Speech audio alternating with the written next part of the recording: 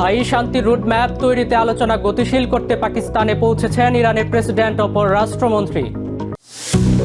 যুদ্ধে ক্ষতিগ্রস্ত পরমাণু কেন্দ্র পরিদর্শনের বিষয়ে আইএইএর আহ্বান নাকচ ইরানের। ইরানের বিক্ষোভকে আরও উস্কে দিতে স্টারলিংক ডিভাইস পাচারের কথা স্বীকার করলেন সাবেক ইসরায়েলি প্রধানমন্ত্রী নাফতালি বেনেট। যুদ্ধবিরতি কার্যকরের পর দক্ষিণে ফিরছে বাস্তুচ্যুত লেবানিজরা। ইসরায়েলের সাথে আলোচনা করতে ওয়াশিংটন পৌঁছেছে বৈরুতের প্রতিনিধি দল। লেবাননের রাজধানীর বিভিন্ন সড়কে শোভা পাচ্ছে ইরানি শীর্ষ নেতার বিলবোর্ড। স্বস্তির সাথে আক্ষেপের সুর লেবানিজদের।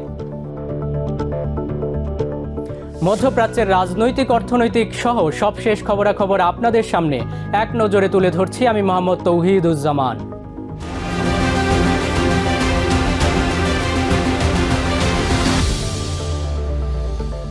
তেহরান ওয়াশিংটনের মধ্যকার ঐতিহাসিক আলোচনা আরও গতিশীল করতে পাকিস্তান সফরে গেছেন ইরানের প্রেসিডেন্ট মাসুদ পেজেশকিয়ান। মধ্যস্থতাকারী হিসেবে পাকিস্তানের শীর্ষ নেতাদের স্থায়ী শান্তি চুক্তির রোডম্যাপ নিয়ে আলোচনা করবেন পেজেশকিয়ান। এই সফরে সুইজারল্যান্ড থেকে ওমান হয়ে পেজেশকিয়ানের সাথে যুক্ত হয়েছেন পররাষ্ট্রমন্ত্রী আব্বাস আরাকচি। অন্যদিকে বুরগেনস্টকে শান্তিপূর্ণ আলোচনার ফলশ্রুতিতে বৈশ্বিক জ্বালানি সরবরাহের অন্যতম প্রধান রুট হরমুজ প্রণালী দিয়ে বাণিজ্যিক জাহাজ চলাচল স্বাভাবিক হতে শুরু করেছে। এই নৌপথে নিরাপত্তা নিশ্চিত করতে ওমানে ওল্ড লাইন কূটনীতিকদের সাথেও গুরুত্বপূর্ণ বৈঠক করেছে ইরানি প্রতিনিধি দল। বিশেষ এক ফ্লাইটে মঙ্গলবার পাকিস্তান সফর করেন ইরানের প্রেসিডেন্ট মাসুদ পেজেশকিয়ান। রাওয়ালপিন্ডির নূর খান সামরিক বিমান ঘাঁটিতে দেশটির প্রধানমন্ত্রী শেহবাজ শরীফ ও প্রেসিডেন্ট আসিফ আলী জারদারি তাকে স্বাগত জানান। তেহরান ওয়াশিংটনের মধ্যকার ঐতিহাসিক অন্তর্বর্তীকালীন শান্তি চুক্তিকে স্থায়ী রূপ দিতেই ইরানি প্রেসিডেন্টের এই পাকিস্তান সফর। প্রেসিডেন্ট পেজেশকিয়ানের সাথে এই সফরে যোগ দিয়েছেন পররাষ্ট্রমন্ত্রী আব্বাস আরাকচি। কাছাকাছি সময়ে পৃথক ফ্লাইটে ওমানের মাস্কাট থেকে সরাসরি রাওয়ালপিন্ডি পৌঁছান আরাকচি। নূর খান সামরিক বিমান ঘাঁটিতে প্রাথমিকভাবে তাকে স্বাগত জানান পাকিস্তানের পররাষ্ট্রমন্ত্রী ইসহাক দার, স্বরাষ্ট্রমন্ত্রী মহসিন নাকভি এবং পিপিপি চেয়ারম্যান বিলওয়াল ভুট্টো জারদারি।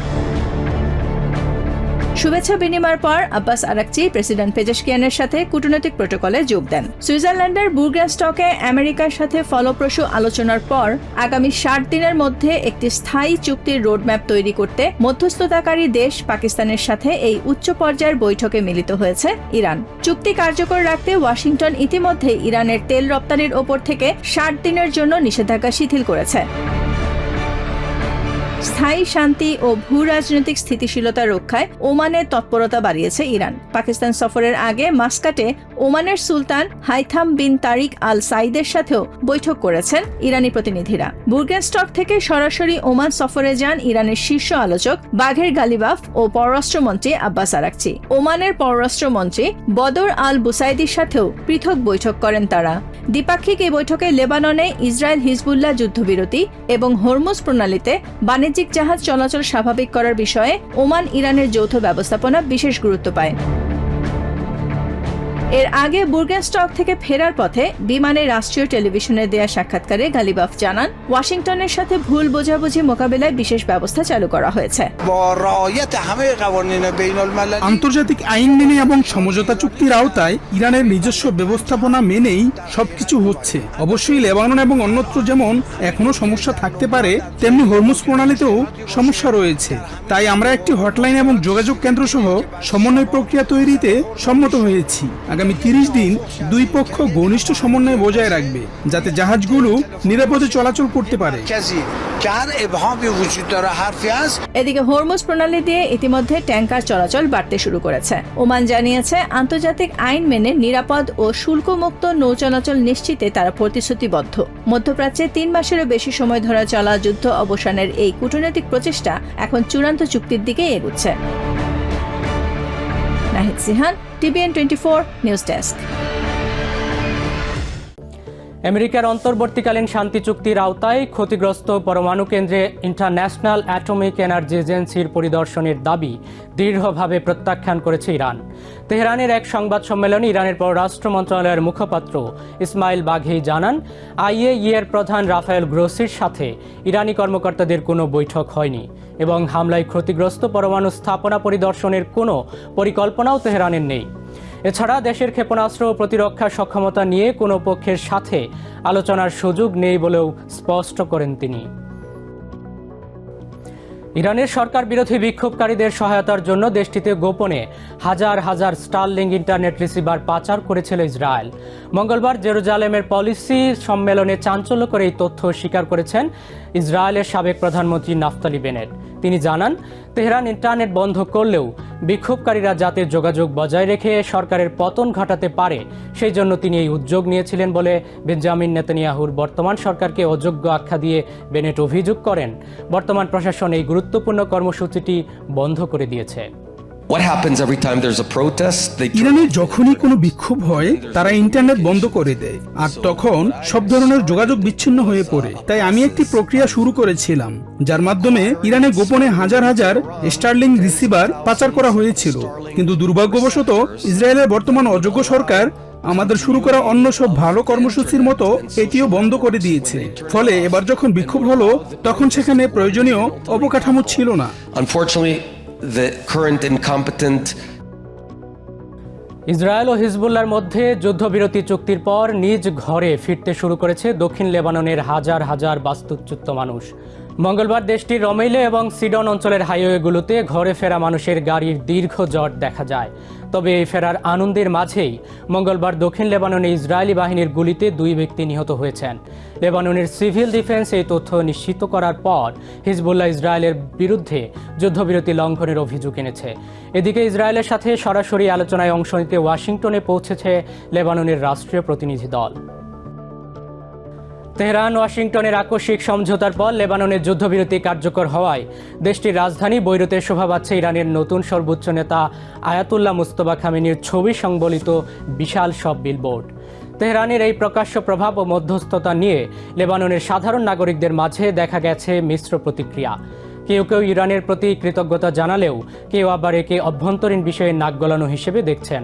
অন্যদিকে সুইজারল্যান্ড থেকে ফেরার পথে ইরানের শীর্ষ আলোচক বাঘের গালিবাব বলেছেন, লেবাননের সার্বভৌমত্ব রক্ষা নিশ্চিত না হওয়া পর্যন্ত তেহরান হাল ছাড়বে না। লেবাননের রাজধানী বৈরুতের বিমানবন্দর সড়কে দেখা যায় এক অভূতপূর্ব দৃশ্য।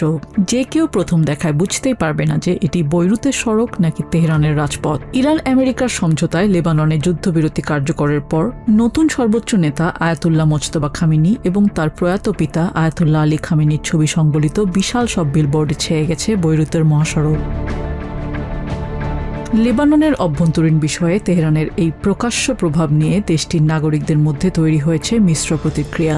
ইরান আমেরিকার সমঝোতা ও মধ্যস্থতায় যুদ্ধবিরতি আশায় সাধারণ লেবানিজদের মনে ফিরেছে স্বস্তি। তবে এর জন্য তেহরানের প্রতি কেউ কেউ কৃতজ্ঞতা জানালেও অনেকে আবার নিজের দেশে ইরানের এই প্রভাব মেনে নিতে পারছেন না।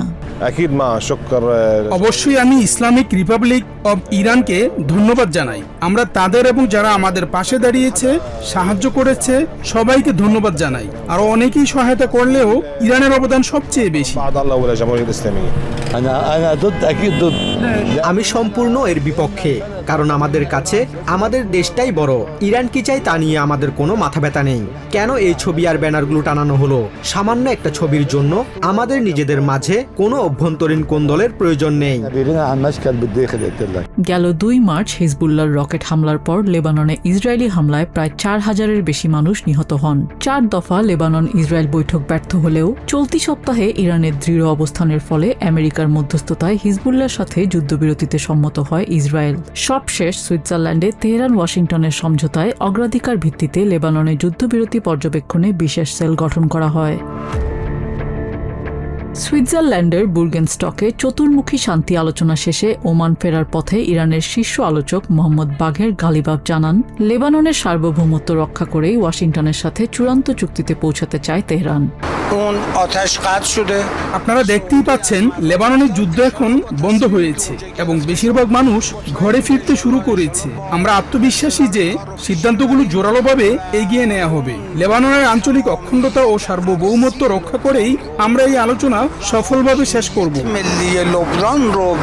সার্বভৌমত্ব রক্ষা বনাম আঞ্চলিক ভূরাজনীতি, যুদ্ধবিরতির স্বস্তির মাঝেও ইরানের এই প্রকাশ্য প্রভাব লেবাননের অভ্যন্তরীণ রাজনীতিকে নতুন করে উত্তপ্ত করে তুলছে, যেখানে লেবাননের প্রেসিডেন্ট জোসেফ আউন সহ সরকারি নেতারা বারবার সতর্ক করেছিলেন যে তেহরান বৈরুতের হয়ে আলোচনা করতে পারে না। নিজিয়া জামি, টিভিএন 24 নিউজ ডেস্ক।